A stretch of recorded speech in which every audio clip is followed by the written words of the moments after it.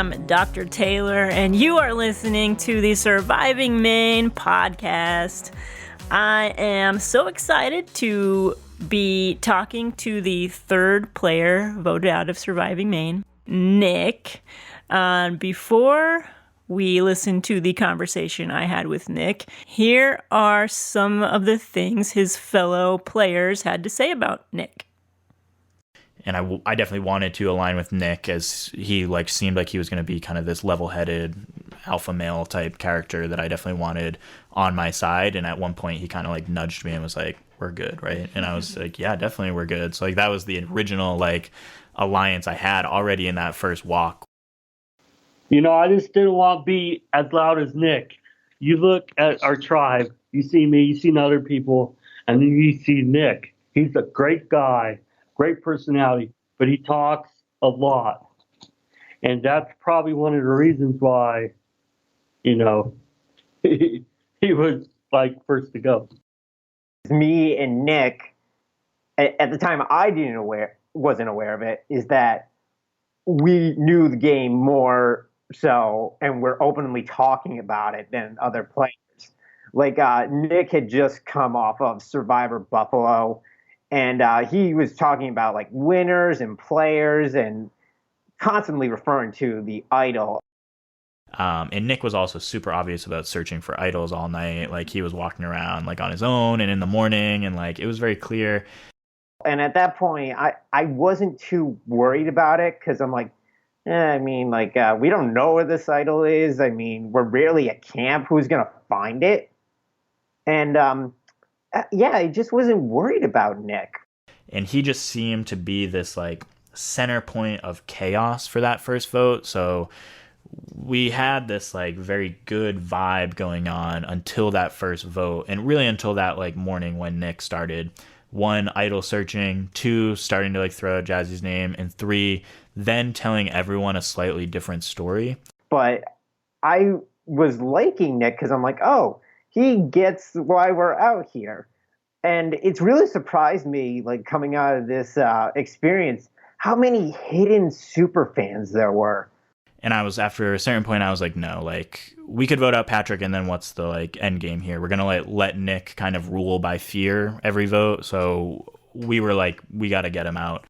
The conversations Nick was having with people were so last second and so intense. It was just turning people off. We vote out Nick. It's kind of sad, to be honest. And now we're really down 2 people and a really strong challenge competitor. So we were kind of back against the wall a little bit. All right, so that's what was going on in the minds of some of Nick's tribe mates while playing with him and voting him out. So here is my interview with Nick.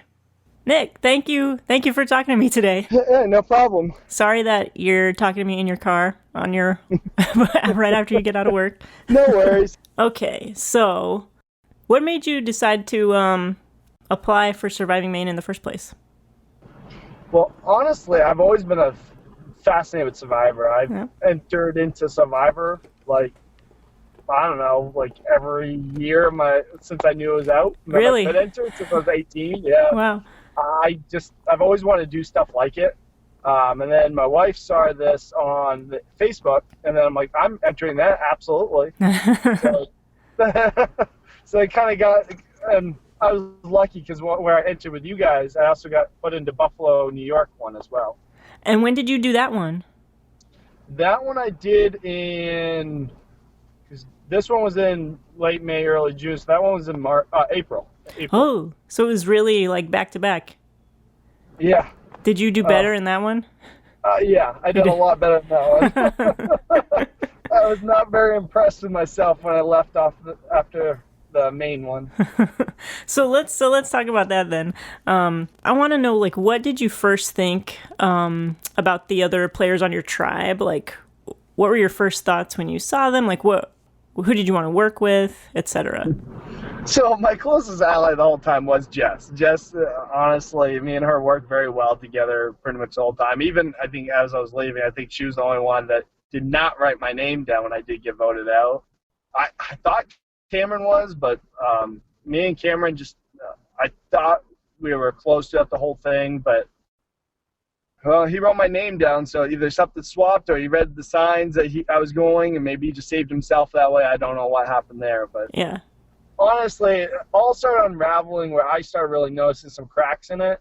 Was Abigail kept talking about getting rid of the strong players, the people, and I was like, oh, I feel like I have a huge target on me now. Who did you hear say that?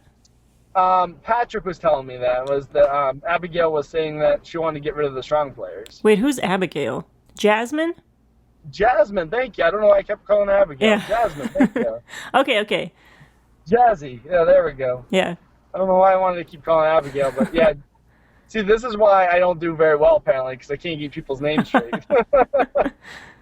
But I felt like she was gunning for me from the beginning. I don't know why, but I just had a bad feeling after a while that Jess kept putting it in my ear, too, that she thinks Jazzy was talking behind me, trying to get me out pretty quick. Okay. But from what I'm hearing after the fact, that might have been true. Mm-hmm. And so that's why you started gunning for her. Exactly, because when after that last challenge, right before I got voted out, I went up to Patrick. I go, so what's your plan? Who do you want to vote out? And he told me Cameron. And I'm like, okay, this just do everything. And because I thought, again, he was tight with Cameron, myself, and a few others, which I still think he said that to throw me off the scent that they were voting me out. So I kind of already knew my name was kind of getting thrown out by a few people. And then I was like, well, I keep hearing Jazzy throwing my name out. And then Patrick was just like, well, I want to keep Jazzy around because I think we could get rid of her later because she won't be strong in challenges. Mm-hmm. Right then, I was like, I don't trust Patrick. I'm getting rid of Patrick. And so I tried to set up the alliance to get rid of him, and next thing I know, I'm out. Right. So what went wrong? Who were you talking to that that before that tribal was really crazy? That was one of the craziest scrambling I saw going on the whole time. I heard like almost everyone's name just following people around with the camera. I was like, I have no idea who's going right now. This is great. Well, and honestly, that might have been a little bit of my fault in there because originally it was supposed to be Toby going home because that was the original vote. Yeah. And I switched it to Jazzy because Jess wanted to get Jazzy out because we didn't trust Jazzy. And then when Patrick did his thing, I switched to the Patrick. So I think that's honestly why I ended up getting voted out because I should have set my name, set who I was voting for, and just left it. And so I think I got everyone wishy-washy. I think that's what eliminated myself. Mm-hmm. Who did you think? Yeah. That's why I'm so frustrated with my game because I think I could have done so much better and getting eliminated that quick on something like that. I was like, I should have done so much better there. It was pretty crazy that you were, if not the strongest, one of the strongest people on that tribe in challenges, and it was so early. Like, you were the first one from the Lombard tribe. Yeah. That's what I thought. I was like, how crazy is it that I'm the first one gone? I mean, I get getting rid of strong players. That's usually my goal. My goal is try to get a few strong players around me and then get rid of them right before merge because that way you go in the strongest. But not one of the first tribals, so I was very surprised they did that. Yeah. Did you feel... I was the one that got the fire going the night before, so I think they maybe earned my spot. Yeah. Did you feel particularly betrayed by any specific person?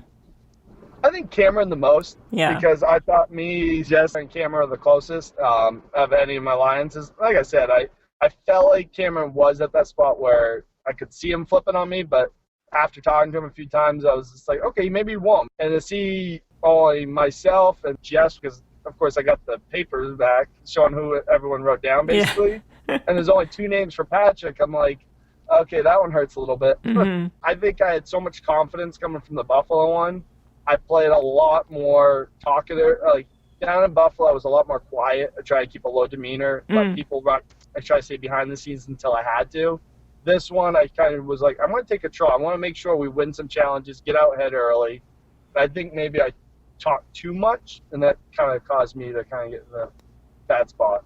Yeah, it's interesting you say that because one person I talked to said that the way that you were so open about knowing Survivor, the show, and talking about it and making it clear that you were a big fan of the show could have been a reason why you were seen as a threat.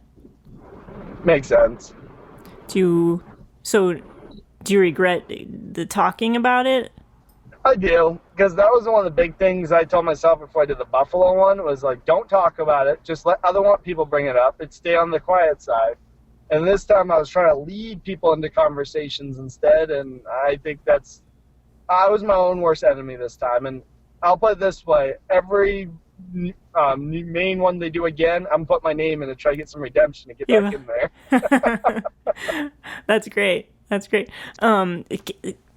because I'm curious, can you tell me about like the differences between the Buffalo one and the Maine one? Honestly, the Buffalo one was less of a survival aspect of it because they didn't have you build your own shelters. They didn't do your own fire. It was more, it's in New York, so it's a little less of the countryside of it. Mm-hmm. But there was it was a lot faster pace because it was 2 days, 1 night. Oh, okay. So it's a lot faster. So they both have the differences. But I look at it this way. I was like, well, I was only there 2 days, 1 night in Maine one too. So I guess there wasn't much difference of a time frame for me. But they both had a huge advantage. I thought the one in Buffalo had there were certain aspects of it, the fast speed to it made it more fast-paced, less standing around. Whereas the Maine one, there was a little standing around because you have so much time, you have so much going on. Yeah. But that also meant you had more time for people to strategize, which that's where you kind of worry more people talking behind you. Right. So that's interesting. I wonder how it would be to play in a game where you don't have much time to get to know each other and less time to strategize. How do you think you lasted so long? Well, in the Buffalo one, I think that's what helped me because I wasn't able to talk. It kept me from talking. Because it was so fast-paced, you didn't have a lot of time to sit around and just talk about everything. So I think it kind of helped me. And with this Maine one, I didn't feel comfortable when I went to sleep that night. I'll put it that way. Like, going into the next day, I'm like, I really hope we don't lose our travel, because I keep hearing people say, specifically Jazzy kept saying again, she never said to me, but I kept hearing her say it to other people, well, we got to get rid of the strong ones early. And so whenever I'm hearing that, I'm like, I have put my name out there for a lot of challenges. I put myself in the line for the slingshot and all these other ones. I'm like, I might look like a threat now at this point. I don't like that. Yeah. Well, it makes sense then why you wanted to target her if she's the only one. She was the only one I was hearing talking my name. It could have been others, but yeah. So, do you think you have any takeaways for, I don't know, life lessons for your one day, 1 night in Surviving Maine? Well, I'll put it this way. I'm not as, scared of ticks anymore. Now it's just like a tick on me. I'll just pick it right off and throw it out. So, it's I guess that's the big main benefit from it. But honestly, for the game itself, I always treat it like a game. Well, yeah, it hurt to get voted out that early. But at the end of the day, it's a game and it's fun. It's manipulation, the whole aspect of the game. It sucks to be on the bad side of it, but it's fun because you're stressed out, but you're just okay, this is just a game. I can manipulate people if I want to because it's just a game. It's fun. I'll be honest. One of my favorite people from Survivor is Russell Hantz. Really? Now, I didn't tell anybody. I didn't tell anyone else that because I was a target, but. Russell Hantz was one of my favorites just because he knew how to manipulate people, and it's cool to try to do that in the Maine one, too. Yeah. If there's just one thing you could change about what you did out there, what would it be? I would have told myself to shut up. Just not talk so much. Yeah, and honestly, sit back more. I try to take initiative in way too many things, like the fire. Two people were trying to get it going. They were having a hard time with it. They spent so long. They spent so long doing it wrong. You needed to step in there. But at the same time, if I just let them do it and we all were cold that night, I could have been maybe that put targets on them and less target on me. Maybe. And then, people would have been mad at them. So, I mean, those are the little things I think about, that if I just didn't take the initiative sometimes, I wouldn't have been seen as much as a threat. Mm-hmm. And maybe I would have lasted in a few more, because once you get past that first vote off, you see where alliances form. Yeah. And usually there's not a lot of jumping from that point. Usually those are your strongest alliances are from the first tribal. there might be a few that feel like they're at the bottom will jump, but usually from that first one, usually you get a strong alliance from there. Mm-hmm. Yeah. I would actually also add on to this. And probably one of my biggest downfalls was I didn't work with Sarah much, and that was probably one of my biggest faults. Is I didn't work with it like Tony, Sarah. I didn't talk a lot of strategy with them. So when it came down to that vote, they went with probably who talked to them, and Yes. I should have opened up more to them earlier. Where I was trying not to be as strategic early, I think that hurt me. You think that so consciously you were not going around talking to every single person, and you think that may have hurt you? I do. I was trying to talk to a few to get a few close ones and just leave it at that. Because I figured if I get a few close ones and let them spread from there, it won't look like I'm strategizing too much. But apparently me talking about Survivor too much hurt me too. So Yeah. it'll be fun to go back and watch and be yelling at myself, telling myself to shut up on TV. Yeah. Okay, anything else? Not really. I mean, if you would have asked me the day after I left, I would have been like, I hate this person. I hate Time heals. Yes, it does. And like I said, at the end of the day, you remember it's a game and it's just fun to do. And it'll be fun, like, because you guys, with it all being filmed, it's going to air, right? Yeah, it should be coming out in, I don't know, 6 months or so. All right, cool. Yeah, the Buffalo one, they keep telling me the same thing about, about 6 months from April. So it's the fun thing about editing, and I get it. So it'll be fun to watch, and honestly, I'll be like smacking myself, yelling at the TV, Nick, shut up, stop talking. Probably whenever I hear this play, I'll be like, oh my goodness, how many names can I get wrong? Yeah. I think even in my first confessional that I did there, I called Cameron Brandon twice. So even then, it's just like, I thought Brandon was Cameron too. I'm glad I'm not the only one. For the first 2 days, I was very confused. Okay, I'm glad I wasn't the only one. Apparently, Cameron, you look like Brandon. So if you're hearing this, you look like Brandon. Yeah, man, it was a fun experience. Like I said, when you guys open it up again, I'm probably going to enter my name again. And Good. And I want redemption. I have to do it again to try to get in there to make it past the first vote I get in. Yeah. Yeah. Well, best of luck. I hope you get to. Thank you. I appreciate it. Well, thanks for talking to me. Hey, no problem. It's been a pleasure. Awesome. Have a great. You too. Bye. Thanks. Bye. All right, there was Nick, third one out of Surviving Maine. I had a lot of fun talking with Nick. He was really fun. And Abigail wasn't the only name he got wrong. I have a little clip to share with you. This is a funny blooper.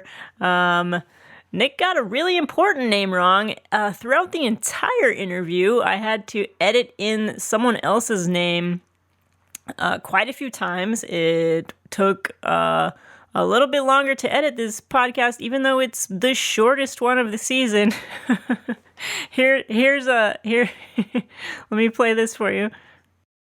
Who do you think was the other vote for Patrick?